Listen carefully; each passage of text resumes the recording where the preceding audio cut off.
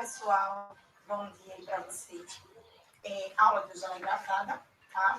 Peço para que vocês abram o livro na página 304, tá? Para que a gente possa debater um pouquinho sobre a relação entre força e trabalho, né? O que seria trabalho, primeiramente, e depois relacionar, né, o quanto que a força interfere nesse trabalho, tá bom?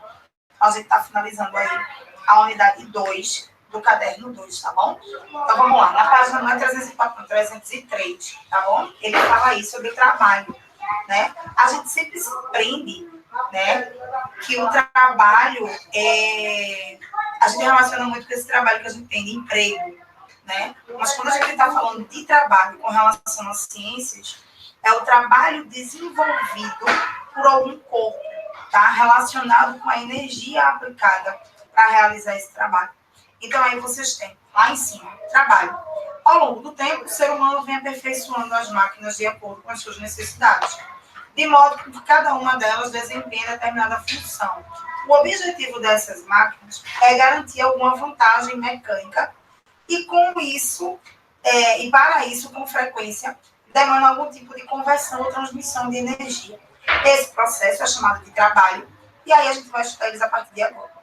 Então, o trabalho nada mais é do que uma transferência de energia ou transformação de energia.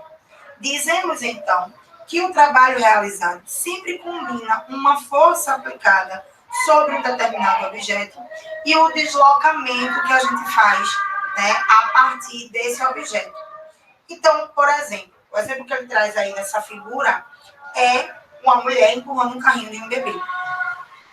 Então, o ato de empurrar o carrinho de bebê constitui uma forma de trabalho. Eu vou aplicar uma determinada força nesse corpo para fazer com que ele consiga se deslocar durante, em um determinado espaço, tá? Então, a força que eu aplico para fazer esse carrinho deslocar, né, sofrer esse deslocamento, esta ação é chamada de trabalho. Então, quanto maior, né, o deslocamento, maior será a força aplicada e, consequentemente, maior será o trabalho gerado. Assim, quanto maior o trabalho, maior a intensidade da força que eu preciso aplicar. É a mesma coisa que vocês pensarem, por exemplo, eu tenho aqui um copo com os materiais, tá? Deixa eu baixar aqui um pouquinho para você visualizar. Então, eu tenho aqui, ó, um copo, tá? Com os materiais aqui dentro. Então, a força que eu utilizo para deslocar isso aqui tem que ser uma força, tá, maior do que a força que esse copo faz com relação ao substrato onde ele está. A mesma coisa vale para o carrinho, né? Para o carrinho de bebê, por exemplo. A força que eu aplico para deslocar ele tem que ser uma força maior do que as rodas, do que a força que está entre as rodas e o chão, né? Se você tentar empurrar um carrinho com o bebê dentro com a ponta de um dedo, essa força ela não vai ser suficiente para fazer com que esse carrinho se desloque. Na verdade, você tem que empurrar com as duas mãos e aplicar uma determinada força. E aí, na página 304, ele traz justamente esta relação entre força e trabalho, né? Considerando que o trabalho é um produto, ou seja, é uma multiplicação entre a força e o deslocamento gerado, né? Então, para eu determinar a força que foi utilizada, o trabalho que foi gerado, eu preciso da força que foi aplicada e do deslocamento pelo qual aquele objeto se deslocou. Quando a força é perpendicular ao deslocamento, ou seja, ela é em pé, forma um ângulo de 90 graus com o deslocamento. Isso, cadê? Podemos dizer que essa força ela não contribui para a direção do deslocamento. Então, o trabalho ele é nulo. Quando a força atua na mesma direção e no mesmo sentido do deslocamento, o valor do trabalho é o produto entre o valor da força e o valor do deslocamento.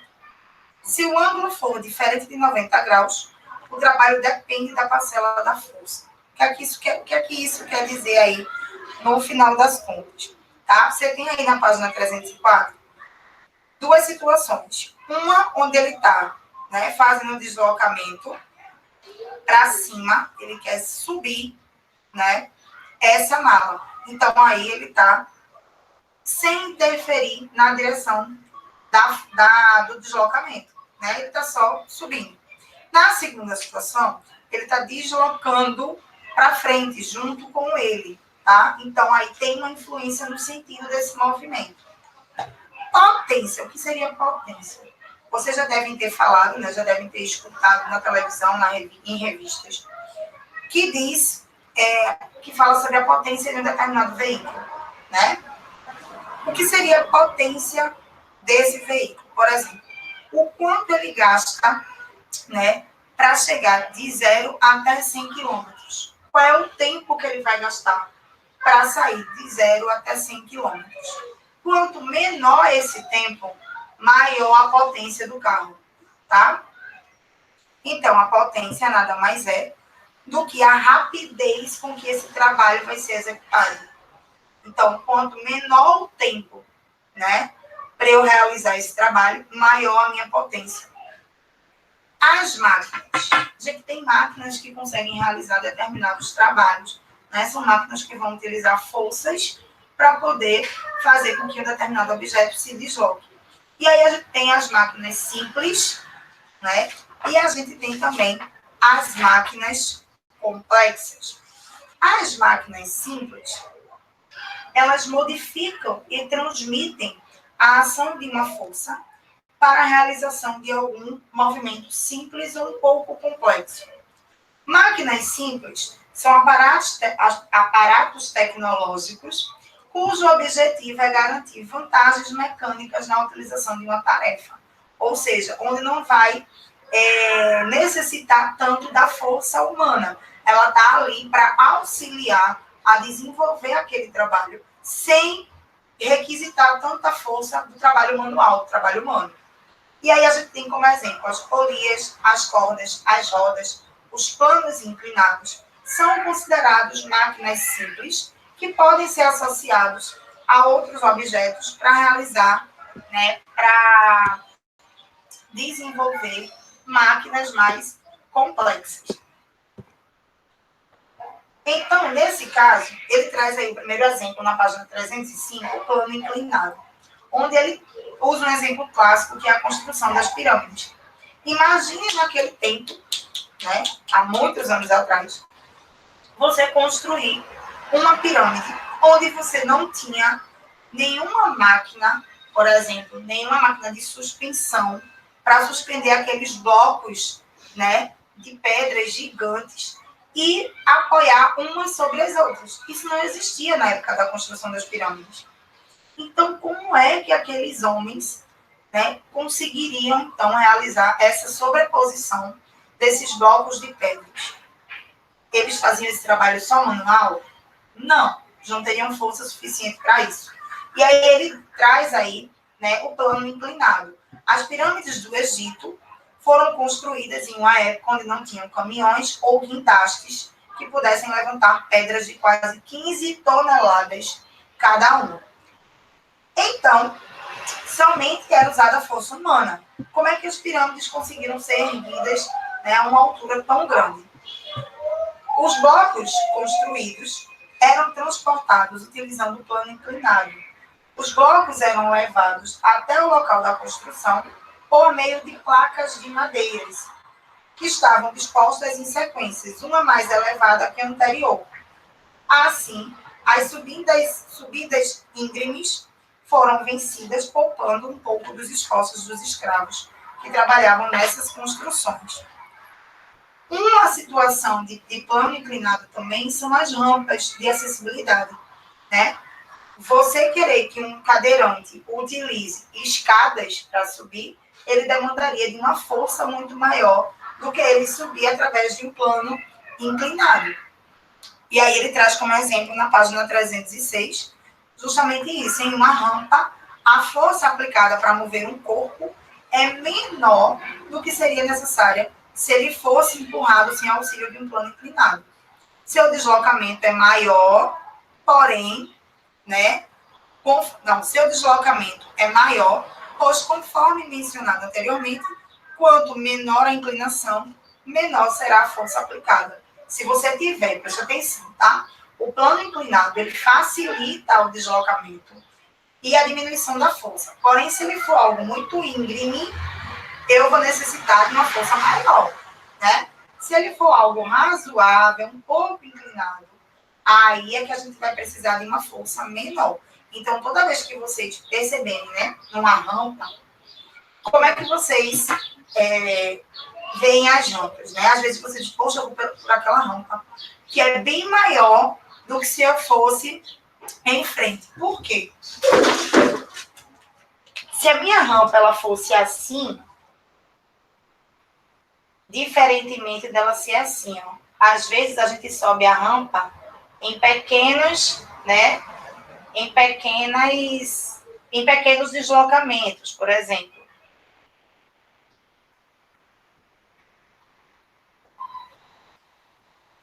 Por essa daqui ter uma menor inclinação, eu vou precisar de uma força menor.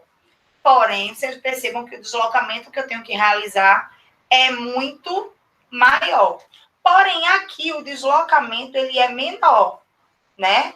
Mas a força que eu teria que usar para poder conseguir executar esse trajeto seria muito maior do que a utilizada aqui. Porque aqui é muito mais íngreme, é muito mais inclinado. Outra máquina simples que a gente tem aí são as alavancas. Alguém aqui já brincou de gangorra, né? Aquela gangorra que ela tem no centro, ela tem um ponto fixo, né? E aí nas extremidades é que vocês vão se locomover. Então percebam que aparentemente é um brinquedo simples, mas que serve sim para diminuir a força utilizada para deslocar um determinado corpo. Se a gente colocar, por exemplo, uma pedra numa ponta da gangorra, do outro lado, a força que eu vou ter que fazer vai ser menor do que a força que eu teria que utilizar para levantar essa pedra nos meus braços, nas minhas mãos, tá? As alavancas, elas, como eu falei aí da gangorra, né, mas elas são de 3 maneiras. Elas podem ser interfixas, interresistentes e interpotentes, tá? As interfixas, ele bota um ponto de apoio que fica entre os pontos de aplicação das forças potente e resistente. A força potente é a força que eu vou fazer e a fonte, né? A força resistente é aquela a qual eu vou ter que levantar. Então, as interfixas, ela coloca justamente o ponto de apoio entre essas duas forças.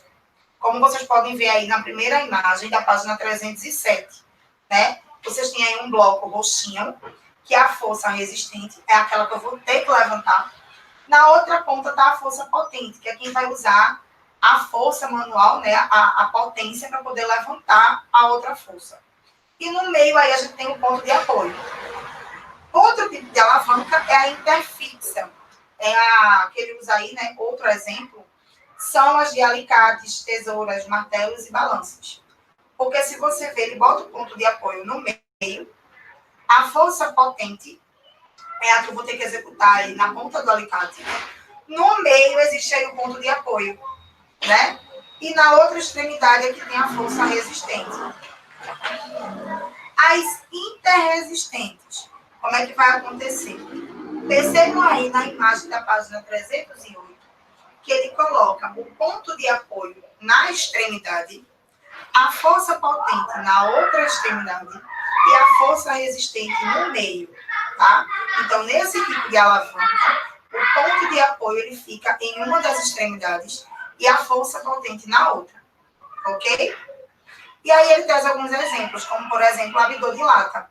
O abridor de lata ou de garrafa, a gente encaixa o abridor na tampa da garrafa.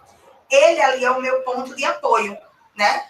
A força potente está na outra extremidade e a força resistente estaria sobre o abridor, certo? Interpotentes, ou seja, a minha força de apoio, né? A força potente está situada entre o ponto de apoio e a força resistente, tá? Nesse caso aí, ele utiliza como imagem fazer o ato de varrer, tá? A força potente, ela está concentrada no meio da vassoura. O apoio é a vassoura e a força resistente é o solo, né? Que eu vou ter que aplicar ali para poder tirar as sujeiras, né? No caso.